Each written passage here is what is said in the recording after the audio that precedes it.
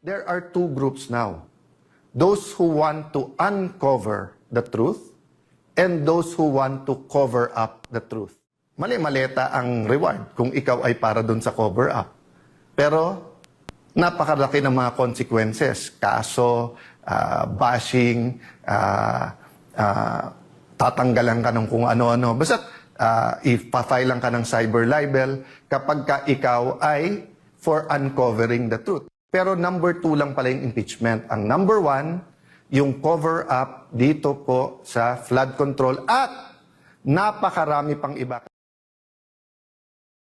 Hindi pa tapos ang bangayan sa Senado kahit may bago ng Senate President at committee chairmanships. Ayon naman sa isang senador, prioridad ng bagong Senate leadership ang cover-up sa flood control anomaly.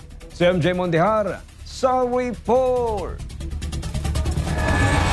Kababayan, there are two groups now. Those who want to uncover the truth and those who want to cover up the truth. Yan ang sinabi ni former Senate President Alan Peter Cayetano sa kanyang pinakahuling Facebook Live. Bago yan ay binatiko si Senator Panfilo Ping Lacson at tinawag na aksaya sa pera ng bayan ang umunoy 700 million pesos na ginastos ng Senado sa loob ng 28 araw na liderato ni Cayetano. Kinwestiyon naman ni Cayetano kung saan raw nanggaling ang ginawang computation ni Lacson. Sabi ko, saan kaya galing yon? Tapos, sabi ko, total, magaling mag-divide sila Senator Lacson, very divisive. Dinivide ko. Kasi ang ginamit niya, 28 days daw ako naging Senate President. So, tignan niyo po ha. Multiply muna, multiply. Multiply mo ang 25 million na sinabi ni Senator Win na gastos ng Senate a day, i-multiply mo yon sa 28 days and, baliktarin mo naman, division. 700 divided by 28 days is 25 million. Paliwanag ni Cayetano, pare-parehas lamang raw ang gastos ng Senado kahit sinong maupong Senate President.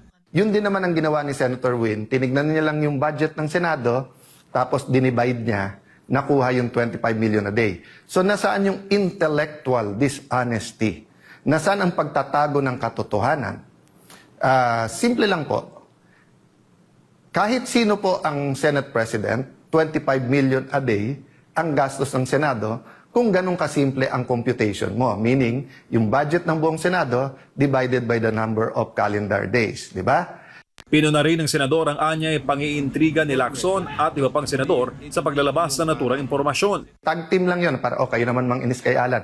Kayo naman magkalat ng hindi totoo. Kayo naman magkalat ng ganito. Palabasin natin ang gulo-gulo. Di ba? Again, ano yung intent?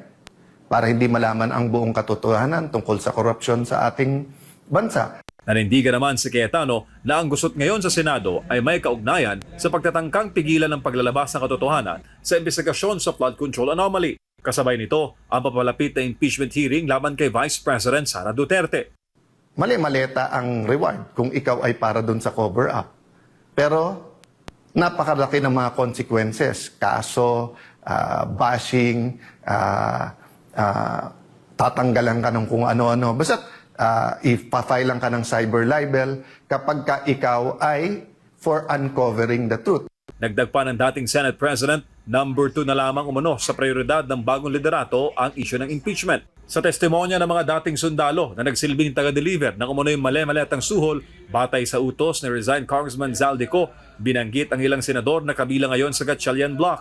Pero number 2 lang pala yung impeachment. Ang number 1, yung cover up dito po sa flood control at napakarami pang iba. Nagbigay rin ng mensahe si Cayetano sa mga senador sa Gatchalian Bloc.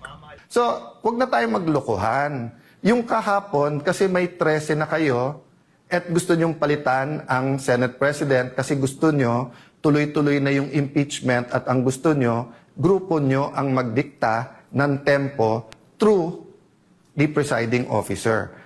Para sa Diyos at sa Pilipinas kung mahal, MJ Mondihar, SMNA News.